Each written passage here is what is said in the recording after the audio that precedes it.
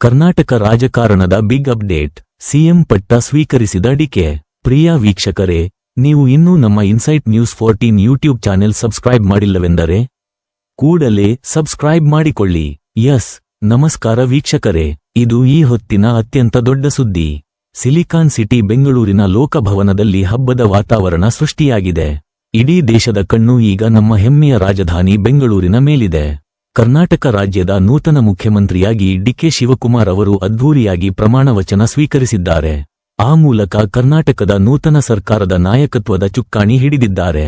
ಇವರ ಜೊತೆಗೆ ಹಿರಿಯ ನಾಯಕರಾದ ಡಾಕ್ಟರ್ ಜಿ. ಪರಮೇಶ್ವರ್ ಅವರು ಉಪಮುಖ್ಯಮಂತ್ರಿಯಾಗಿ ಪ್ರಮಾಣ ವಚನ ಸ್ವೀಕರಿಸಿದ್ದಾರೆ. ಈ ಭವ್ಯ ಕಾರ್ಯಕ್ರಮಕ್ಕೆ ಸಾಕ್ಷಿಯಾಗಲು ದೆಹಲಿಯಿಂದ ಹೈಕಮಾಂಡ್ ನಾಯಕರೇ ಧಾವಿಸಿ ಬಂದಿದ್ದಾರೆ. ಎಐಸಿಸಿ ರಾಷ್ಟ್ರೀಯ ಅಧ್ಯಕ್ಷರಾದ ಮಲ್ಲಿಕಾರ್ಜುನ ಖರ್ಗೆ ಹಾಗೂ ಕಾಂಗ್ರೆಸ್ನ ಜನಪ್ರಿಯ ನಾಯಕ ರಾಹುಲ್ ಗಾಂಧಿ ಅವರು ಮುಖ್ಯ ಅತಿಥಿಗಳಾಗಿ ಆಗಮಿಸಿ ನೂತನ ಸರ್ಕಾರಕ್ಕೆ ಶುಭ ಹಾರೈಸಿದ್ದಾರೆ.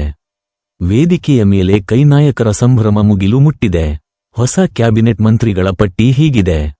ಮುಖ್ಯಮಂತ್ರಿ ಡಿಕೆ ಶಿವಕುಮಾರ್ ಅವರ ಜೊತೆಗೆ ಇವತ್ತು ಒಟ್ಟು 13 ಪ್ರಮುಖ ನಾಯಕರು ಸಚಿವರಾಗಿ ಪ್ರಮಾಣ ವಚನ ಸ್ವೀಕರಿಸಿದ್ದಾರೆ. ಜಾತಿ ಮತ್ತು ಪ್ರಾದೇಶಿಕ ಸಮತೋಲನವನ್ನು ಕಾಯ್ದುಕೊಂಡು ಹೈಕಮಾಂಡ್ ಸಿದ್ಧಪಡಿಸಿರುವ ಆ ಪವರ್ಫುಲ್ ಲಿಸ್ಟ್ ಇಲ್ಲಿದೆ ನೋಡಿ. ಮುಖ್ಯಮಂತ್ರಿ ಡಿಕೆ ಶಿವಕುಮಾರ್, ಉಪಮುಖ್ಯಮಂತ್ರಿ ಜಿ. ಪರಮೇಶ್ವರ್, ಸಚಿವರಾಗಿ ಕೆಎಚ್ ಮುನಿಯಪ್ಪ, ಕೆಜೆ ಜಾರ್ಜ್, ಎಂಬಿ ಪಾಟೀಲ್, ರಾಮಲಿಂಗಾರೆಡ್ಡಿ, ಸತೀಶ್ ಜಾರಕಿಹೊಳಿ, ಕೃಷ್ಣ ಬೈರೇಗೌಡ, ಪ್ರಿಯಾಂಕ್ ಖರ್ಗೆ, ಯುಟಿ ಖಾದರ್. ಸ್ಪೀಕರ್ ಸ್ಥಾನಕ್ಕೆ ರಾಜೀನಾಮೆ ನೀಡಿ ಸಚಿವರಾಗಿ ಪ್ರಮಾಣ ವಚನ ಈಶ್ವರ್ ಖಂಡ್ರೆ, ಡಾಕ್ಟರ್ ಯತೀಂದ್ರ ಸಿದ್ದರಾಮಯ್ಯ, ಬೈರತಿ ಸುರೇಶ್, ಡಾಕ್ಟರ್ ಶರಣಪ್ರಕಾಶ್ ಪಾಟೀಲ್. ಹೈದರಾಬಾದ್ ಕರ್ನಾಟಕ ಭಾಗದ ನಾಯಕ. ಹಳೆಯ ಮತ್ತು ಹೊಸ ಮುಖಗಳ ಅದ್ಭುತ ಕಾಂಬಿನೇಷನ್ನೊಂದಿಗೆ ಈ ಬಾರಿ ಕರ್ನಾಟಕದ ಸಚಿವ ಸಂಪುಟ ರಚನೆಯಾಗಿದೆ. ಇನ್ನು ಕೆಲವೇ ದಿನಗಳಲ್ಲಿ ಈ ಸಚಿವರಿಗೆ ಖಾತೆಗಳ ಹಂಚಿಕೆಯಾಗಲಿದೆ. ಈ ನೂತನ ಸರ್ಕಾರ ಜನರ ನಿರೀಕ್ಷೆಗಳನ್ನು ಹೇಗೆ ಈಡೇರಿಸಲಿದೆ ಎಂಬುದನ್ನು ಕಾದು ನೋಡಬೇಕಿದೆ.